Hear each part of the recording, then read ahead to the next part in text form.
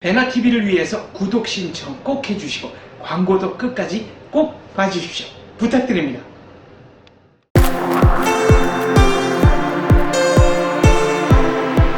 안녕하십니까. 이주근의 국제정치입니다. 예. 오늘도 뭐 진지한 댓글들이 많아서 이 댓글에 대해서 좀 답을 다는 그런 시간을 한번 마련을 해봤으면 좋겠습니다. 이게 화면이 꺼졌네요. 뒤로. 네.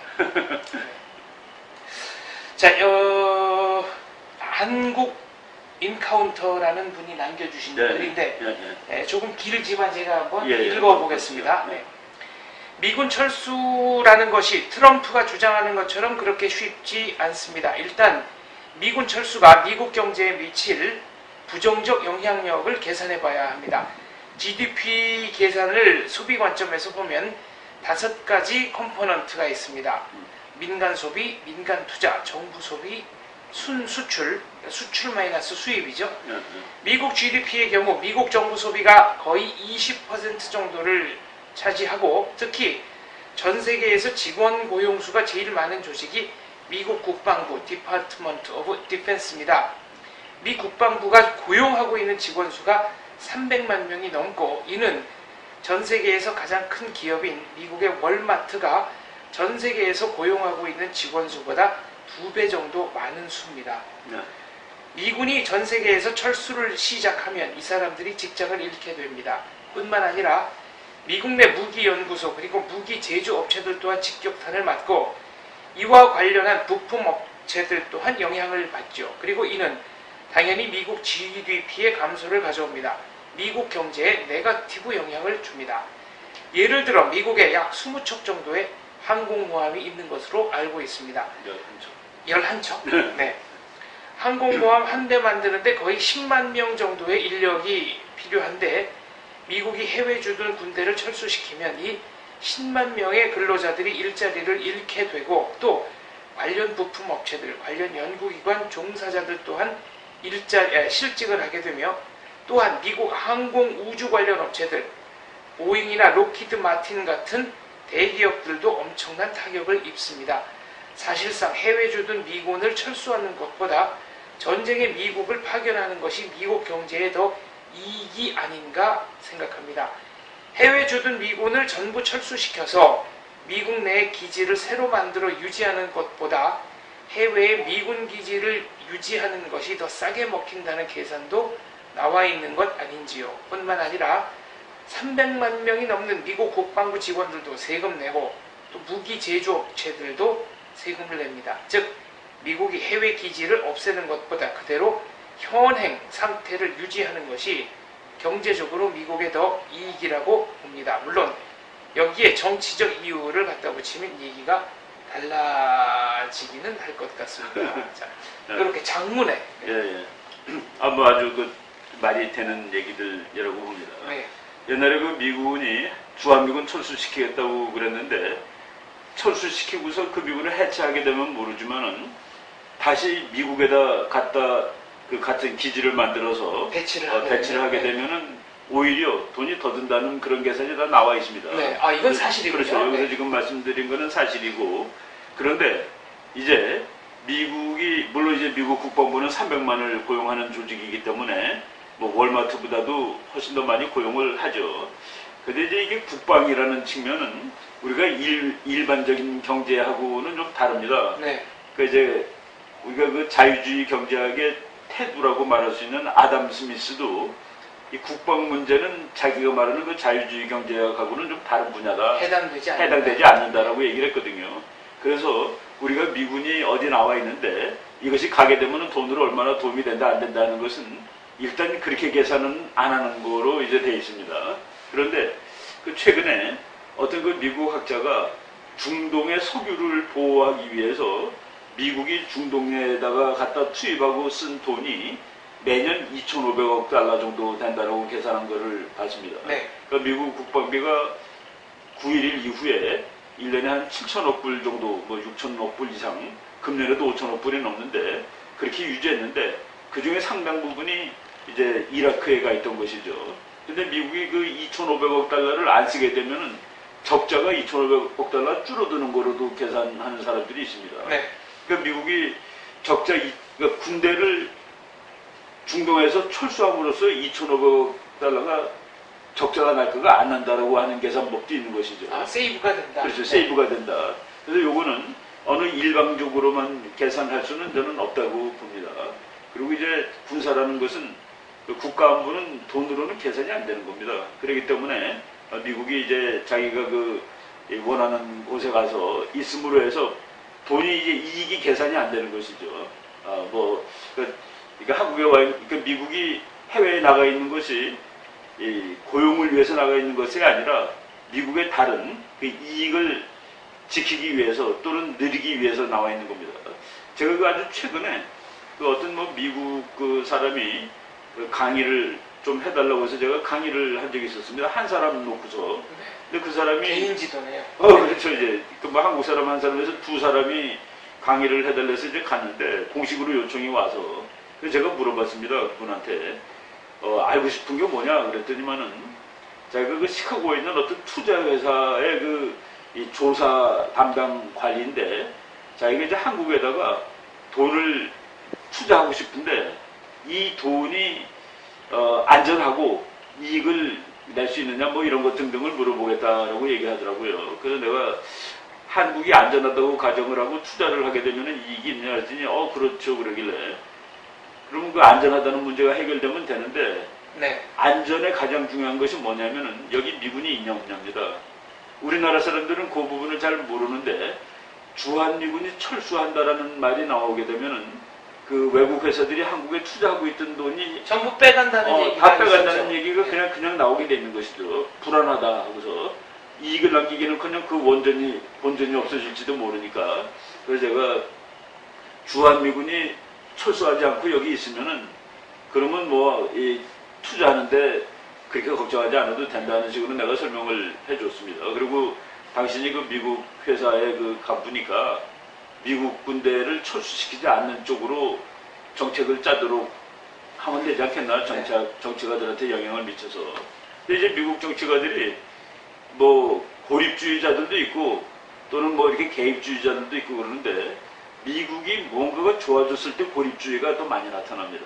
오히려 국내 경기가 호황일 때 고립주의가 더 많이 나타나거든요. 근데 지금 미국이 사실은 호황으로 들어가고 있습니다. 상대적으로 다른 나라보다.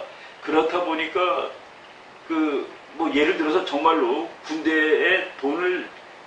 군대가 있기 때문에 그거로도 돈을 벌 수 있다는 것까지 계산하더라도 호황이 됐을 때는 나가 있을 필요가 없다는 그 논리가 나올 수가 있는 것이죠.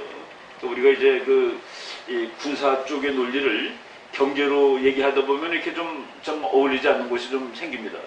그래서 지금 말씀하신 분들 그 얘기가 대부분 다 맞는 얘기지만은 그거 아닌 다른 차원에서도 미군 철군 문제가 이제 고려가 될 수 있는 것이죠. 극단적으로 얘기한다면은 안보에 실패해서 나라가 없어지고 나면 그렇죠. 이런 종류의 경제 활동이라는 것은 다 무의미해지는 거죠. 다 무의미해지는 거 아니겠죠. 네. 안보가 제일 중요하고 그래서 미국도 마찬가지입니다. 시큐리티 국가 안보를 제일 우선 가치로 치고 그래서 우리 경제는 그거 다음입니다. 국가 안보는 경제적으로 손해가 되더라도 할 때가 있고 하는 것이죠. 경제적으로 손해나는 일이라도.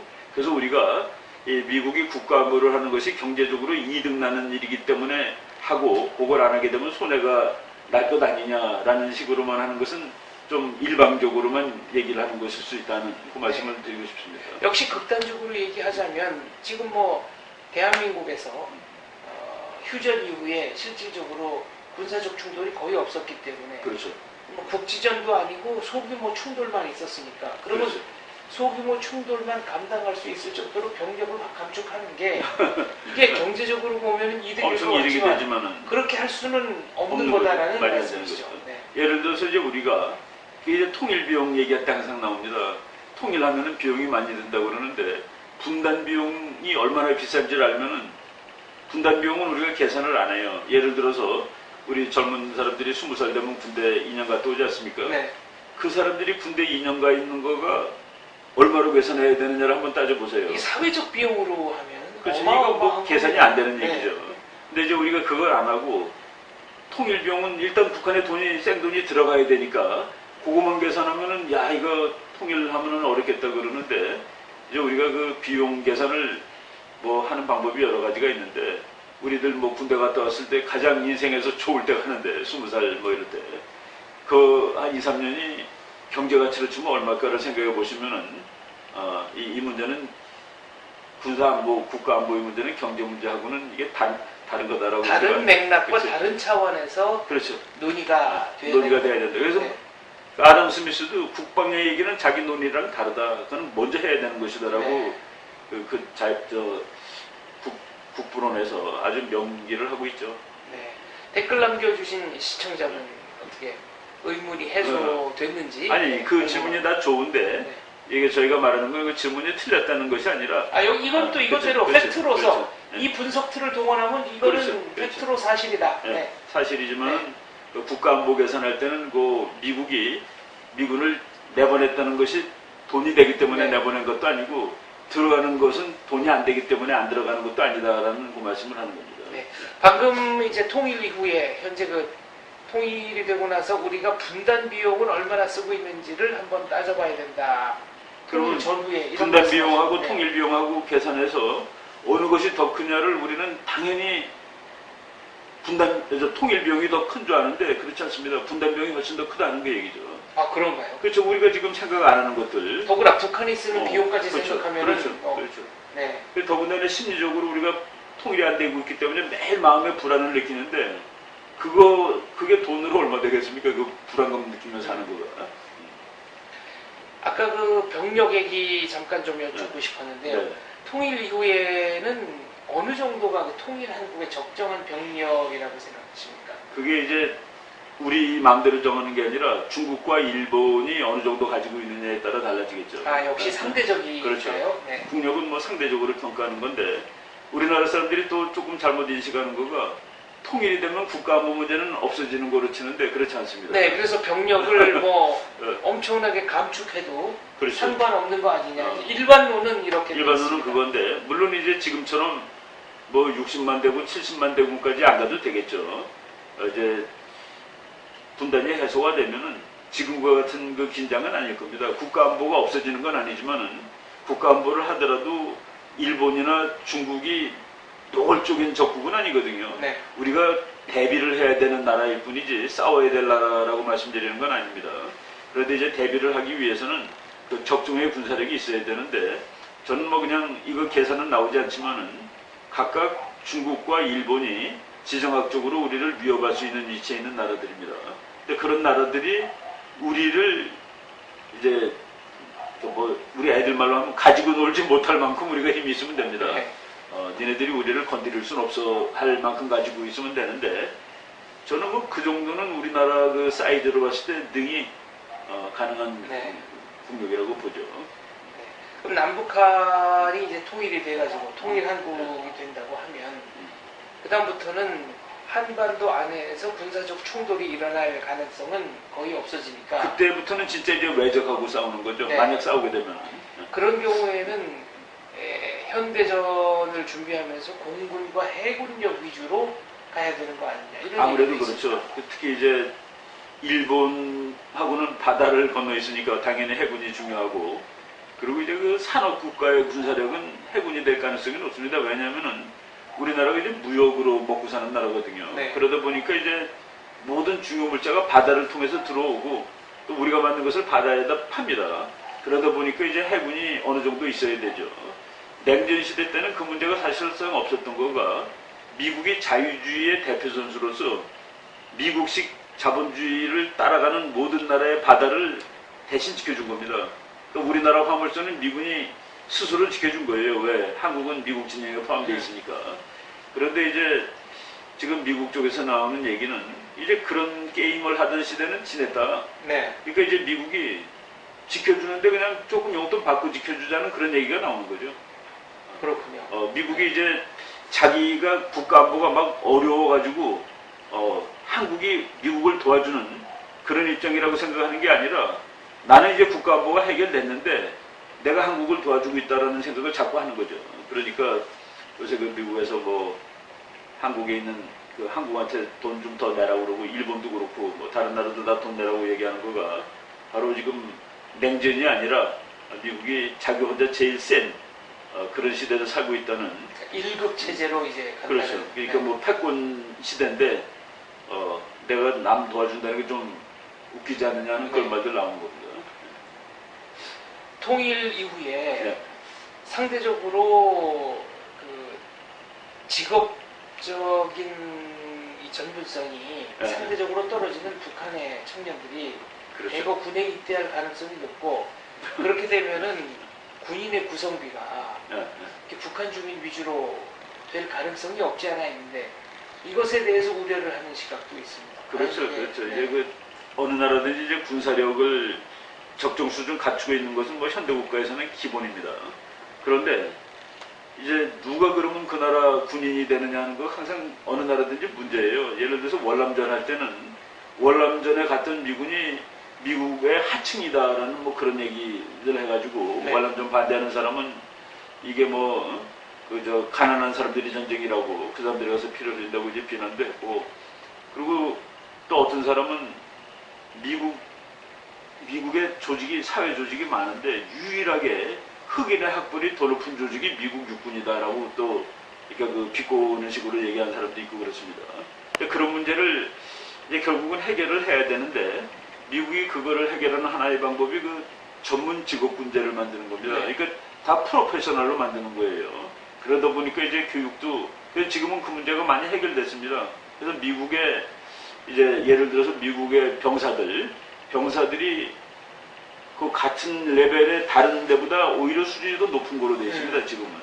우리도 뭐 이제 통일을 하게 되면은 아무래도 이제 그 좀 경제적으로 조금 어려운 사람들이 군대를 갈 뭐 그럴 가능성이 있다고 보지만은 그런 사람들을 군대 내에서 교육을 시키면 됩니다. 전문적으로 이제 진짜 그 프로페셔널 솔저를 만들어주면 되죠.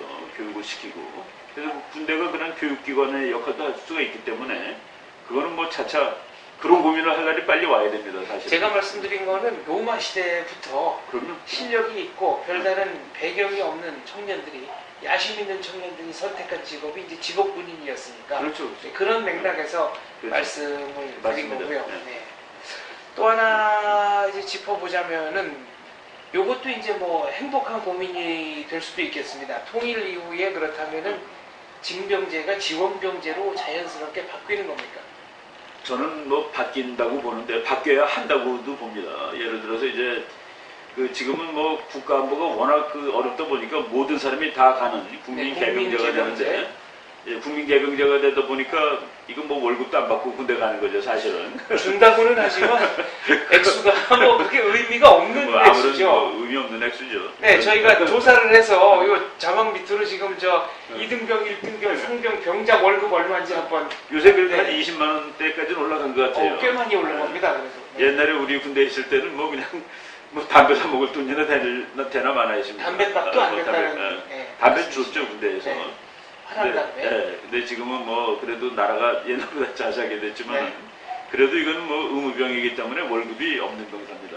그런데 이제 국민 개병제를 전문 직업군으로 바꾸면은 이제 그리고 싸움은 전문 직업군이 더 잘합니다, 사실은. 전투 효율은 더 높습니까? 높죠. 우리가 이제 그래도 국민 개병으로 된 국민군이 전쟁을 더 잘하는 거 아니야 그러는데 전쟁사 쪽으로 보면은 그렇진 않아요. 꼭 용병들이 전쟁을 오히려 더 잘하는 경우도 있고 그 사람들은 전문적으로 뭐 그냥 삶을 위해서 전쟁을 연습하는 사람들이니까 월급 받으려고 전투를 해서 성과가 나야 월급을 받고 다른데 또 팔려가니까요.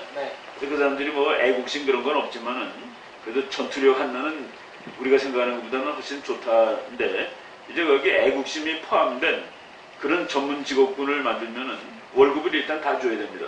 그러니까 이제 우리가 전문 직업군이 된 사람들, 예를 들어 병사로 입대한 사람들은 자기 친구가 회사 간 사람들만큼 월급을 줘야 되는 것이죠. 소위 말하는 시장 가격으로 월급을 줘야 되는 거죠. 지금 미군이 그렇습니다.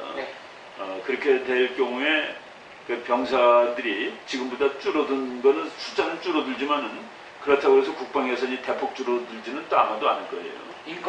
인건비가 이제 높아지거든요. 그런 의미에서 그래도 우리나라는 지정학적으로 국방을 안 하면은 뭐 1905년, 1910년처럼 될 가능성이 있는 생존 자체가 안 되는. 한국은 뭐 국방에 이제 그 투자를 당연히 해야 되고 그리고 통일된다면은 국민개병이라기보다도 이런 그 직업군 전문 직업군제 뭐 체질적으로 군 좋아하는 사람도 있을 수 있죠. 당연히. 있습니다. 네. 그렇게 하면 되죠. 이거야말로 정말 행복한 그런 국민이네요. 역설적이지만. 그렇죠. 네. 그렇죠. 어제 그 신문 보니까 그 숙명여자대학교 ROTC를 네. 290명인가 뽑는데 1,800명 정도가 왔다고. 네, 여대 학군단. 네. 그래서 우리나라 사람들도 그런 그 기질이 있습니다. 우리가 이제 최근에는 뭐 상무정신이 없다고 그랬는데, 뭐 그것이 전혀 없는 나라라면 대한민국 역사가 뭐 천년 단위로 지속이 되지 않았겠죠. 그렇죠. 국방에 대해서 그렇죠. 국방 DNA가 없는 나라라면 이렇게 그렇죠. 지속될 수가 없습니다. 그리고 제가 이제 뭐 가끔 가다가 뭐 의병 얘기하면 사실은 슬퍼요. 관군이 없으니까 의병이 나가서 싸우는 건데, 네. 이 나라는 어떻게 되는데 의병이 싸우는 나라냐 했는데, 거기서 우리가 또 하나 그 위로받을 수 있는 거는 국가가 위기에 놓였을 때 민간인조차도 군인이 되겠다고 나올 수 있는 나라다는 그거가 되죠. 그런 역사를 보면.